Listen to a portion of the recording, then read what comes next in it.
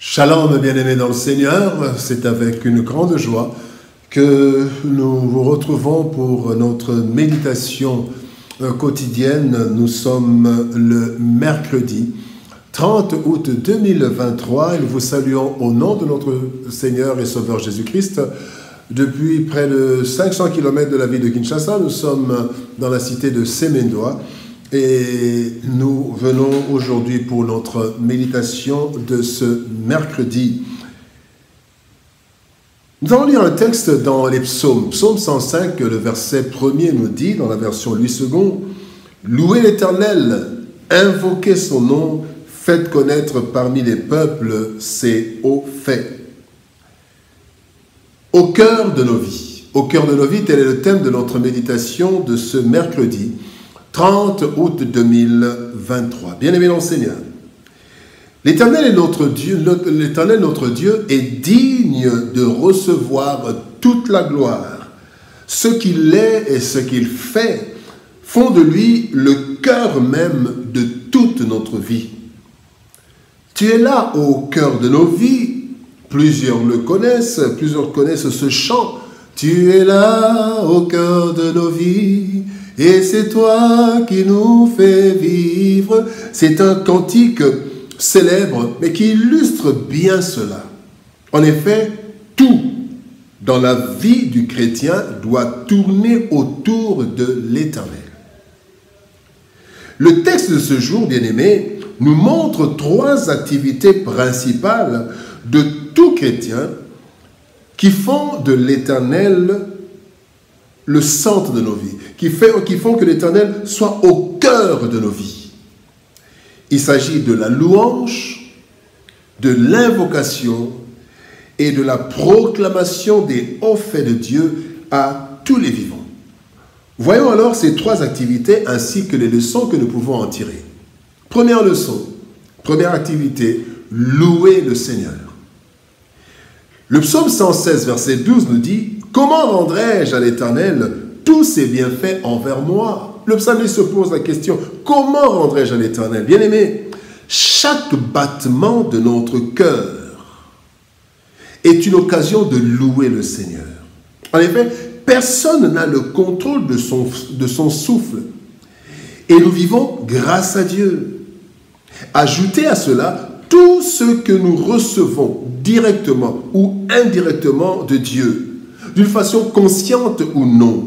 Bien-aimés dans le Seigneur, nous avons une multitude de raisons pour louer Dieu du lever du soleil jusqu'à son coucher. Mais nous allons juste prendre trois éléments qui se retrouvent chez toute personne. Louer le Seigneur notamment pour le souffle de vie. Bien-aimés, respirer, c'est un miracle de Dieu.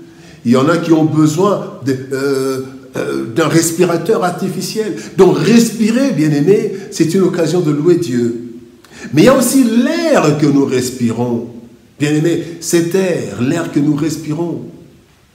Et troisième chose, le sommeil et le réveil. Bien-aimés, qui manque de sommeil ou de réveil toute sa vie? Impossible. Et que l'on soit riche ou pauvre, nous avons au moins ces trois choses, base de toute louange, ajoutez à cela toutes les autres choses, les mariages, les enfants, le travail, et la nourriture, tout ça. Bien aimé, ces bienfaits sont universels. Tant que nous avons la vie, il y a le souffle de vie, il y a l'air que nous respirons, mais il y a aussi le sommeil et le réveil. À cela s'ajoutent toutes ces choses. Donc, nous devons, bien aimés, marquer notre reconnaissance envers Dieu par notre louange quotidienne. Bien-aimé, tu as toujours des sujets de louange. Deuxième activité principale et deuxième leçon de ce texte, c'est invoquer le Seigneur.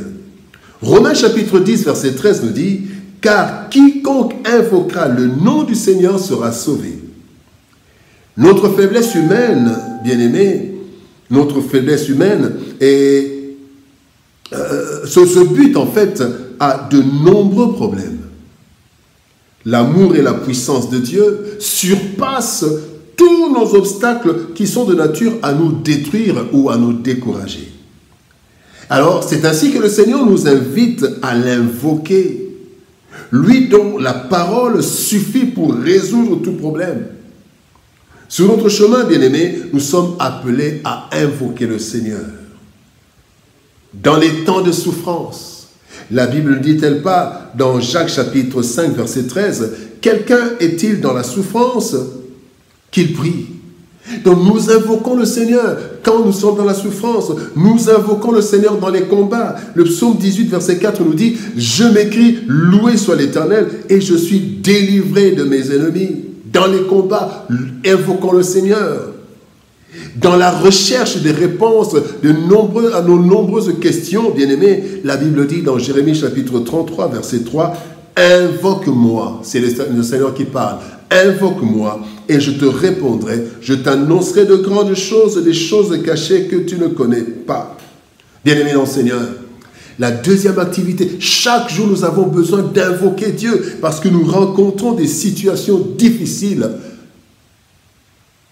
où sans l'intervention de Dieu, nous ne pourrons pas tenir. Troisième activité, faire connaître l'Éternel. Dans Actes des Apôtres, chapitre 1er, verset 8, le Seigneur dit à ses disciples, « Vous serez mes témoins à Jérusalem, dans toute la Judée, dans la Samarie, jusqu'aux extrémités de la terre. » Bien-aimés, proclamez les hauts faits de Dieu, les bienfaits de Dieu à tout le peuple. La troisième activité régulière de chaque chrétien devrait être la proclamation des bienfaits de l'Éternel, afin que le monde reconnaisse ses bienfaits ainsi que sa grandeur, afin que le monde connaisse notre Dieu. Bien-aimé dans le Seigneur, par Israël, Dieu a fait connaître son nom au monde. Bien-aimé, Israël a fait reconnaître et connaître le nom de Yahweh, l'Éternel. Et par l'Église aujourd'hui, le monde doit reconnaître et connaître Jésus-Christ, Dieu en Jésus-Christ. Cela pour le salut du plus grand nombre. Ainsi, nous devons faire connaître Dieu et ses bienfaits par 4 moyens. D'abord par notre comportement. 1 Pierre, chapitre 2, verset 12 dit « Ayez au milieu des païens une bonne conduite. » Bien-aimés, notre conduite, notre comportement est la première façon de proclamer les hauts faits de Dieu, de le faire connaître aux autres. Deuxième chose, nos paroles de foi et d'amour. La Bible dit dans Colossiens, chapitre 4, verset 6, « Que votre parole soit toujours assez accompagnée de grâce, assaisonnée de sel, afin que vous sachiez comment il faut répondre à chacun. » Bien-aimés, nos paroles. Troisième façon de proclamer les hauts faits de Dieu, c'est le témoignage de nos bienfaits. Les apôtres disent, dans Actes 4, 20, ils disent, « Car nous ne pouvons pas ne pas parler de ce que nous avons vu et entendu. » Pourquoi te tais-tu sur ce que tu as vu et entendu de la part du Seigneur? Quatrième façon de proclamer le Seigneur, c'est d'annoncer l'évangile. Allez, faites de toutes les nations les disciples. Matthieu chapitre 28, 18 à 19. Bien-aimés dans le Seigneur, Dieu est tout pour nous. Il mérite toute notre adoration pour ce qu'il est et ce qu'il fait. Ses bienfaits sont l'objet de nos louanges. Son amour et sa puissance nous encouragent à l'invoquer en tout temps. Et sa manifestation dans nos vies nous pousse à le faire connaître à tous les peuples pour le salut de ce monde. Bien-aimés, que Dieu soit toujours au cœur de nos vies. Prions. Père de gloire éternelle de Tout-Puissant, merci pour ton amour et ta bonté. Toi dont l'amour est immense, toi dont la grandeur, Seigneur de gloire, est incalculable. Seigneur, nous voulons toujours te louer, t'invoquer et faire connaître ton nom, faire connaître tes hauts faits. Aide-nous, Seigneur, en toutes circonstances éternelles, à ne jamais rater ces 3 activités, te louer, t'invoquer et faire connaître ton nom.